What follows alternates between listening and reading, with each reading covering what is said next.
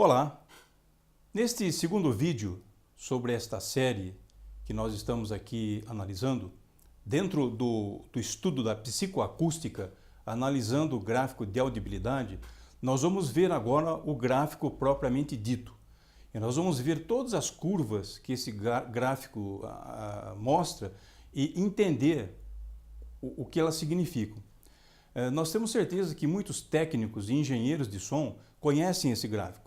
Mas eu tenho certeza também que uma boa parte deles, se não a grande maioria, não sabe exatamente como interpretar esse gráfico.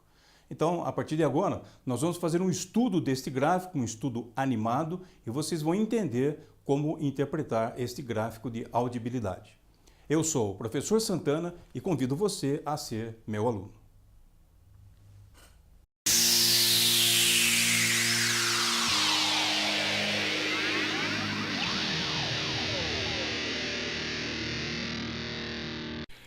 Você já viu esse gráfico, já estudou ele em psicoacústica, mas agora vamos fazer aqui algumas animações e entender o que acontece. Esse gráfico ele foi construído após uma pesquisa em vários países sobre como o ouvido humano se comporta em relação à frequência e à sua sensibilidade. Ou seja, nós temos aqui na parte de baixo as diversas frequências, começando com 20 Hz até a frequência máxima do espectro audível, que seria 20 kHz. A grande pergunta era, será que o nosso ouvido interpreta essas frequências de maneira igual? Quer dizer, se todas elas forem reproduzidas numa determinada experiência, no mesmo nível de pressão sonora, nós vamos ter sensibilidade igual para todos? A resposta desse teste foi não. E a resposta desse teste foi esse gráfico que você está analisando aqui.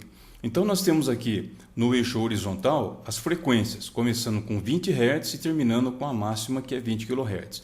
E no eixo vertical nós temos o nível de pressão sonora, o SPL ou dB-SPL, que é a que mede a pressão, né, exercida pelo som no ar, indo de 0 dB até um máximo de 120 dB.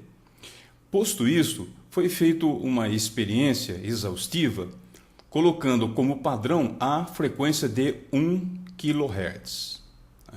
Então, a frequência padrão de 1 kHz, partindo dela, é que se começou a fazer, então, os diversos testes que acabou resultando nesse gráfico que você está vendo aqui, chamado de gráfico de audibilidade ou loudness. Mas o que esse gráfico revela? Bem, observe que nós temos aqui diversas curvas, são várias curvas. Essas curvas são chamadas de curvas de audibilidade. E nós temos aqui níveis de pressão sonora. Esses números aqui são níveis de pressão sonora, de 10 dB SPL a 120 dB SPL. Então, como é que foi feito esse teste? Então, foi feito da seguinte forma. Pegou-se várias pessoas e reproduziu para essas pessoas, primeiramente, a frequência padrão de 1 kHz nas diversas pressões que vocês estão vendo aqui. E depois, eles começaram a reproduzir outras frequências e perguntavam como é que eles conseguiam ouvir essas frequências em relação a 1 kHz. E à medida que eles iam dando a resposta, eles iam então marcando no gráfico. A resposta que eles obtiveram deu origem a esses gráficos. O que nós estamos vendo aqui, na verdade, é a maneira como o ouvido humano interpreta os sons. Vamos ver aqui através de uma animação. Vamos pegar um exemplo. Nós temos aqui a linha de 1 kHz, que foi a frequência com a qual eles começaram a fazer o teste, foi a frequência que eles faziam referência, Todas as outras frequências acima e abaixo de 1 kHz foram referenciadas a esse valor aqui. Vamos pegar aqui um exemplo. Vamos imaginar aqui esta curva, a curva de 50 dB SPL, 50 dB de pressão sonora. Muito bem. A pergunta é, se nós colocarmos todas as frequências que vocês estão vendo aqui, ou reproduzir todas elas lentamente, todas com 50 dB de pressão, nosso ouvido vai interpretar todas com o mesmo volume, com a mesma intensidade? Quer dizer, a sensação auditiva nossa vai ser a mesma? Não. A resposta está nesse gráfico aqui. O que esses gráficos eles nos indicam? Olha lá a nossa bolinha que ela vai nos ajudar. Essa é a curva de 50 Hz. Né? Estamos vendo aqui em cima a nossa bolinha, ó, a curva de 50 Hz. O que ela indica? Ela indica que para um mesmo nível de pressão sonora, todas essas frequências que vocês estão vendo aqui, quer dizer, as frequências do espectro audível, não são interpretadas ou não nos dão a mesma sensação auditiva de volume ou intensidade sonora em relação a uma frequência ou outra. Na verdade, o que o nosso ouvido faz? Se nós reproduzirmos todas essas frequências aqui com a mesma intensidade sonora, nosso ouvido vai fazer isso aqui, ó, acompanha a bolinha. Ele vai ouvir mais ou menos uma ou outra, sobe, desce, mais ou menos uma ou outra, e assim vai. Vamos repetir? Como é que o nosso ouvido interpreta? Se todas essas frequências forem reproduzidas com o mesmo nível de pressão sonora, entendam bem, se nós reproduzirmos todas essas frequências com o mesmo nível de pressão sonora, nós vamos ter a mesma sensação auditiva de volume? Não. A nossa sensação auditiva vai ser conforme esse gráfico está mostrando aí. A animação da bolinha está mostrando que o nosso ouvido realmente tem sensibilidade, ou muita sensibilidade para certas frequências, pouca sensibilidade para outras frequências, muito pouca sensibilidade para outras, e assim vai. Então, essas curvas, né, são chamadas de curvas de audibilidade. Como é que elas foram, então, traçadas? Pega-se a frequência, um tom de 1 kHz, com 10 dB de pressão sonora, depois 20 dB de pressão sonora, e depois 30 dB de pressão sonora, e assim por diante.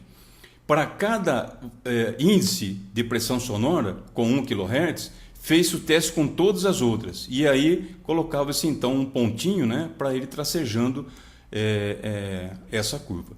Vamos fazer um exemplo aqui para entender melhor. Vamos imaginar aqui a curva, ou pegar como exemplo, né, a curva de 60 dB.